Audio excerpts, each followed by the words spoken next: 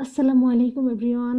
১৪০ কোটি ভারতীয়র মধ্যে একজনও বাংলাদেশের দালাল নেই, অথচ ২০ কোটি বাংলাদেশের মধ্যে ৫ কোটি লোকই হচ্ছে ভারতের দালাল।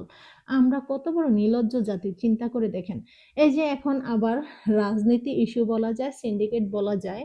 উম, এখন হাদি হত্যার বিচারটা নিয়ে নাটক শুরু করে দিয়েছে, এবং কি এটা বানচাল হওয়ার জন্য নতুন নাটক শুরু করেছে যে হাদি হত্যার যে মেন খুনি তাকে ধরেছে।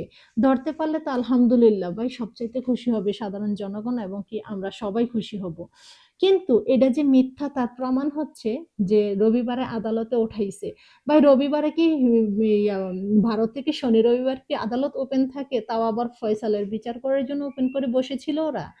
এই প্রথমত একটা মিথ্যা বলেছে, এবং কি বলতেছে ওদেরকে যখন ধরেছে তখন ওদেরকে চিনেনি, বুঝতে পারেনি। ভাই এই নাটক সাজানোর কারণ কি? কি চাচ্ছে? কি করতে চাচ্ছে ওরা? এটা বানচাল করার চেষ্টা করছে। এটা বানচাল হইতে দেওয়া যাবে না কিছুতেই। হাদি হত্যা বিচার হইতে হবে বাংলার জমিনে। আর এইটাই সরকারের কাছে আমার অনুরোধ থাকবে, যেন হাদি হত্যার বিচারের দিকে নজর দেয়, কোনো নাটক না সাজায়।